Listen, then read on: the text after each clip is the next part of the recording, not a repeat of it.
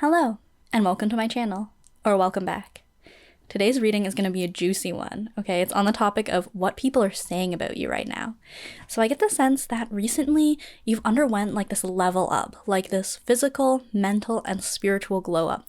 And maybe people weren't noticing you before, and now they're kind of saying like, oh, who's that? Or maybe they were like talking shit before, and now they're like, okay, maybe I better put some respect on your name. So people are talking about you a little bit differently than they used to, and let's figure out what they're saying.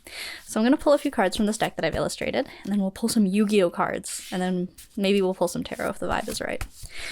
All right, you've got Notebook. Okay, and your next card, we have Chalice. All right, and one more card from this deck. You've got Dog.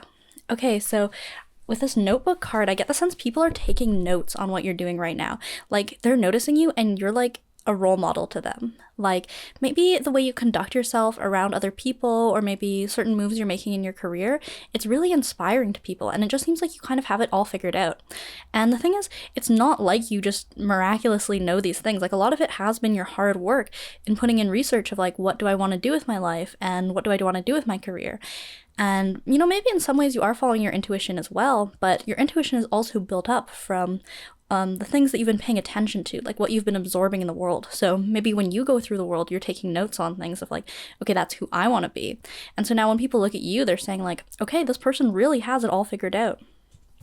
And with this Chalice card, I get the sense people are saying like, okay, this is someone who just seems to like, you know, their cup runneth over. Like, that person just seems like they have it all, because it feels like when you come to a situation, you're not this person who has this lack mindset of you're complaining about everything, always pointing out the things that are wrong in your life.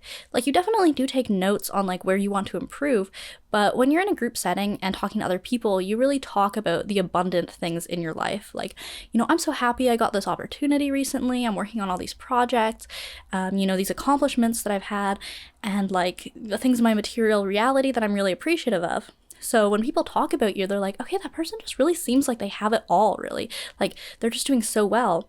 And they also can tell that, like, right, when your cup is full, that's when you can pour into the cups of others. So I get the sense that when people talk about you, they're saying like, okay, that's someone who always seems to be pouring into other people's cups. And it's because your cup is so full.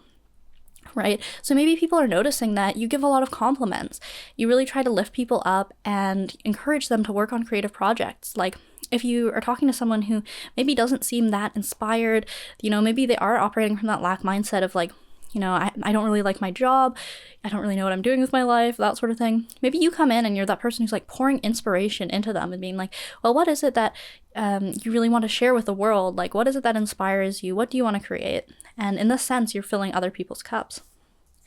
And with this Dog card, I get the sense people are noticing that you're very loyal. And this is like not to say that maybe you have any particular like allegiances to people in the world. Like, maybe you are kind of everyone's friend, right? Like a dog is kind of friendly to everyone, except for people who, you know, you really can't trust. That's when a dog has a good sixth sense. But the thing about you is, when it comes to your loyalty, is you don't really like talk shit about people who are on your team, right? Like, sometimes people will have these friends, but when they go into a setting with other people, then suddenly it's like there's no sense of loyalty. They'll be carrying these people down as if they were their enemy. But what people say about you is that you never have a bad thing to say about your friends. Like, you're always pointing out the best in people, even when they're not there. And this is true loyalty, right? Because if you're in front of someone's face and you say like, oh, you're so pretty, you're so smart, you're so talented, like flattering them, that's one thing. But when that person's not in the room, are you still speaking good on their name? And I get the sense that people notice that this is something that you always do. So I feel like people are really admiring you right now. They're really starting to notice that like you're someone who can be trusted because of the fact that you really have things figured out for yourself, and that you really have this sense of like loyalty and generosity to other people. It makes you seem like a really trusting and warm person that, you know, if someone had a problem or something that they wanted advice on, they would come to you for that. All right, now let's draw some Yu-Gi-Oh cards. Okay, this is gonna be fun. Okay, we have the Witch of the Black Forest. All right, this is kind of like a figure who's standing on her own, and like with this witch energy, like she's someone who's really connected to nature, and really like this sense of like independence and quiet solitude. So I get the sense what people are saying about you is you have this like really mysterious kind of witchy vibe, and this doesn't necessarily mean you have to be like a woman, like you be a male witch, you know, whatever.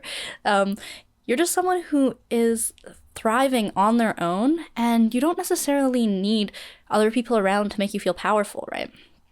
So when people talk about you, they say like it's incredible how independent you are and like how much you seem to accomplish on your own. And this doesn't necessarily mean you're a bad collaborator or anything. It's just that a lot of people can't accomplish things on their own. Like they really need that group dynamic, or they don't really have ideas on their own. So like maybe some people work really well on a team, but when they're alone at home, they just kind of idle, right? They're just watching TV, distracting themselves, can't sit still, can't focus on a project. But I think what people really admire and say about you is like, it's incredible how much you get done on your own in these moments of like intense focus. Like it's incredible that you can sit down and work for this many hours a day on your projects. And that's something that really inspires people.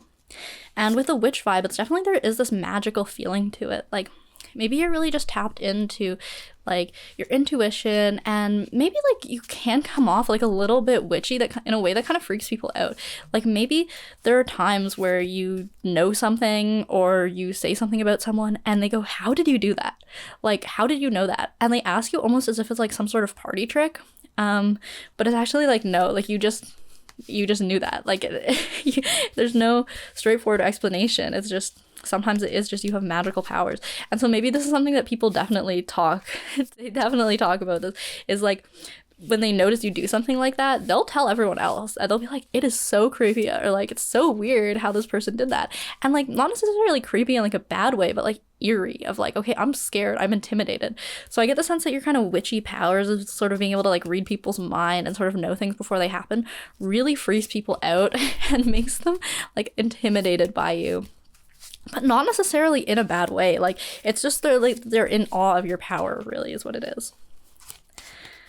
All right, another one. Okay, we got the Spellbook of Knowledge. Okay, so this is kind of like a similar vibe again. It's like you really have studied a lot in your life, and maybe in some ways you didn't even know you were studying when you were doing it. Like maybe it was just like you had this sort of interest of like a question that you were curious about, so you kind of did a little bit of research and figure that out. And, you know, like the saying goes, one book opens another. So maybe you kind of go down these rabbit holes of like, it doesn't necessarily feel like you're sitting down and studying like you would in school, but you're consuming a lot of information and internalizing a lot of it. And in the sense, you've really built up these sort of academic interests that you're able to talk about with other people, and like they can see that you have this high volume of knowledge because you've really studied these texts. And, you know, maybe there's also like spells and magical things that you've learned from the world around you, not necessarily from any sort of formal grimoire, although maybe you've been reading those too, but maybe just in these times where you've been in quiet contemplation with nature, like with this Witch of the Black Forest card. It's like maybe you were going on a long walk in the forest and maybe communing with the plants around you. If like when you stare at this really old tree, the wisdom that it conveys to you is contributing to your knowledge of the world. And not necessarily maybe in anything that you can put into words, but just your knowledge of the way the life force moves through all of nature. And, you know, it inhabits not just the trees and the animals in the forest, but humans as well. And so through this, by studying nature, you learn more about yourself and about other people. And so I think what people say about you is like, wow, this person is so intelligent. They're so well-read. They're so just like knowledgeable. Like they just seem to know so much about everything. And because I think you have this sense of curiosity and you really enjoy learning about the world around you, you do acquire more knowledge that maybe other people don't necessarily care so much to pick up on. So maybe something that people say about you is like, you have a really great vocabulary, or like you seem to just know the names for things, where sometimes people will be like, what's that thing called, where it's like, and you'll just like know what it is. And maybe this is something that people talk about. It's like, wow, it's incredible how much this person seems to know about the world and like all these like vast subjects. It's not just like you have one specific thing that you've studied, like maybe in school, like maybe you did study that and you have a higher depth of knowledge in that. But it almost feels like you kind of have this gestalt sort of big picture view of the world, and you really want to know a lot about like psychology, about humans, about different cultures, about the way things work in general. So like maybe relating to mathematics and science as well. And then of course like on this kind of more magical side of like the spiritual world. And you probably are really well read in the arts, like because you're someone who can really understand symbolic thought and symbolic language. When you look at a painting or a film or even music, when you listen to music, it's like you can really pick apart those things in a very knowledgeable way and understand the effects that certain things have. Like maybe, you know, when you're analyzing a painting and you see the color in it and you know what that color means and what that represents, that's a certain type of knowledge that not everyone has. So I get the sense that people talk about you like this. It's like, you know, maybe if you've had a discussion with someone about a movie that you both watched, and maybe they kind of picked out like a few things that they found interesting about it, but when you talk about it, it's just like they're in awe of like how much knowledge you have of every aspect of composition, of like what went into this piece of art. So this is definitely something people say about you, is like, wow, it's incredible how that person just really seemed to understand that piece of art or that piece of media, and that they can just like, they seem to know so much more than just like what's on the surface level.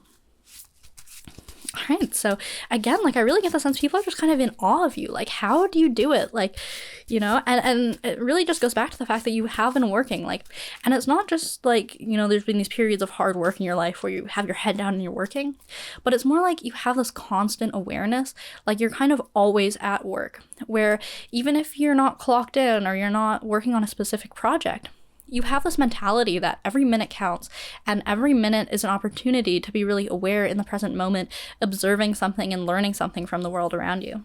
And I think that this is really what contributes to just what impresses upon other people, is just like you haven't just been, you know, maybe where some people are clocked in, you know, a couple hours a week or something like that, you know, when they're in their focused meditation or when they're watching a movie, then they're kind of locked in. The rest of the time they're kind of going through their life like automatons.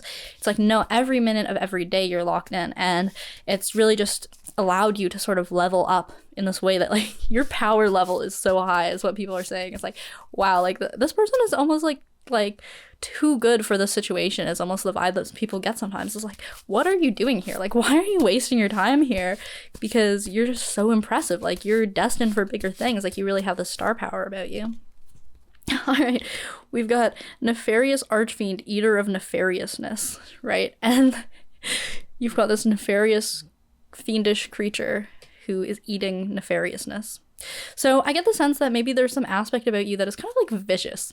Like, you will tear into people sometimes and not hold back. Like, you're not necessarily this people pleaser who will just be like, oh, that's nice, like, good for you. Or like, if someone says something you don't like, you're not just gonna like nod along and be like, oh, okay. Or like, if someone's like, specifically, if someone's being nefarious, you're gonna tear into them, right? If someone's being a bully, or they're saying something cruel, or they're saying something inaccurate, you know, maybe it's not necessarily like so mean or anything, but maybe just like pessimistic, you are going to tear into that and like really try and unpack it, of being like why would you say that? Like, do you think that's an appropriate thing to say? And especially if someone's being nasty to you, then you're going to be nasty back. And like, you know, not over the top, right? You still believe in like, you know, being somewhat kind, like being gentle, but you're going to match people's energy sometimes of like, you know, if you come at me, I'm going to come for you. I'm not just going to sit there and take it. And so I think people have noticed this about you. Is like, okay, that person is not just a doormat that you can walk all over. Like, if you go and try and argue with that person or try and put that person down, like, you better expect what you're going to get out of that. Like, you should be aware that they are going to not just take it. So this is definitely something people talk about, is like, oh, that person was being like a little bit sassy. Like, I can't believe that when I said this to them, they actually stood up to me, because I'm so used to just being able to bully people and get away with it. So I think that this is something that people have definitely noticed about you, especially recently. Like I mentioned, like you've kind of undergone this glow up recently. So I get the sense that in this recent period of time, like you really stepped into that energy of like, you know, I will bite you. All right, let's draw a couple more cards. Okay, we have Traptrix Sarah. All right, and we have this cute little, oh, she's so cute. So there's really just like this innocence, playfulness, and like being at one with nature too in this card. Like her hair looks like she's part of the moss that's in the swamp. So I get the sense that you have this kind of youthful innocence about you almost. And like maybe honestly there have been times where you're told that you're an old soul.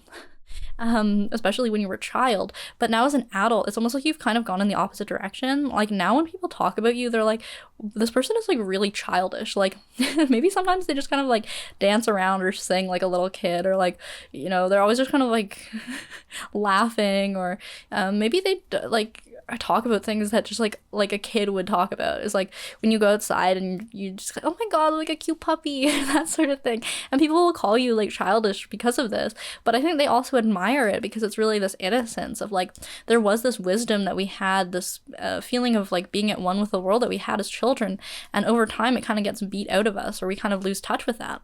So I think it's actually something people admire about you, even if maybe this kind of more like shadow side of them comes out and they might try and put you down and be like, why are you being so childish? Like it's actually something they're envious of. The fact that you're in touch with your inner child, the fact that you can come to things with this really innocent perspective, and it's not like you have this like bittered old, like, you know, when people, you know, you see these old people and they just complain things were better when I was young, and like the kids these days, and like the world just sucks, right? You're never gonna become that person because you have this feeling of being in touch with your inner child, of like, you know, the world is so beautiful, there's so much to experience, there's so much new things for me to learn from the world and things to absorb, so much to look at, that yeah, like this feeling of like being like a kid in a candy shop is how you feel in the world. Is you don't see the world as this gray, dark, cold, unwelcoming place. You see it as this like warm, exciting carnival of like there's so many wonderful amusements to visit, so many treats to try, rides to go on. So I think that this is something people talk about you, is just like, wow, your excitement for the world and this innocent vibe you have that you never really seem to lose. You never really seem to be bitter, even if you've been through some hard experiences. Like I think that this is definitely something people say about you, is because maybe they know about some of the things you've been through. And I think maybe unfortunately people have gossiped about some of the things that you've been through. It's kind of become public domain knowledge, like some aspects of your suffering. And honestly, maybe because it's so bad that people are like, okay, this is pretty notable, like damn, like that sort of stuff doesn't happen every day. But I get the sense that people are like in awe of the fact that you went through this stuff and you still come out like a bubbly, fun, friendly person to be around. You're not like depressed because of these trials and tribulations that your ego has undergone. Like you're really in touch with that innocent sense of self that remains unwounded by the trials and tribulations of the world. All right, let's draw another card here. Okay. Got terraforming. Okay, so this is exactly what I'm saying, of this vibe of like leveling up and like becoming the new you and like creating your new reality based on this, right?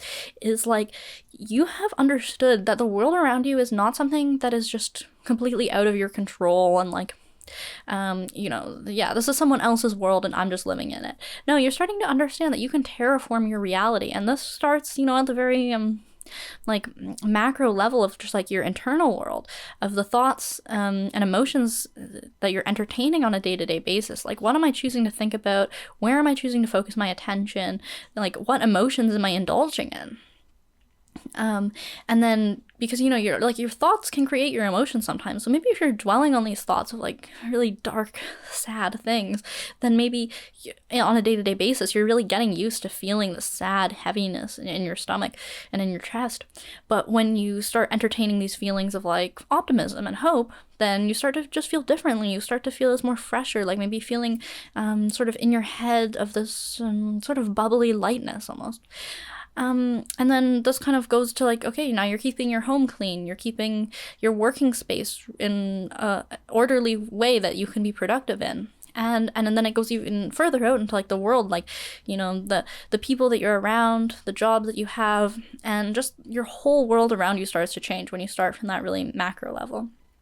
So I think what people are saying about you is it's amazing how much you've grabbed the reins of your life, right? You're not someone who is just going to let things go and like, you know, just like carry on like a stone rolling down a hill. Like, no, you have understood that you get to choose what you do in this life, right? Like it's almost like you kind of approach life as this like tabletop role-playing game is kind of the vibe that I get from you. So it's like people are in awe of the fact that it's like, oh, you chose your own character. You're controlling your character's decisions.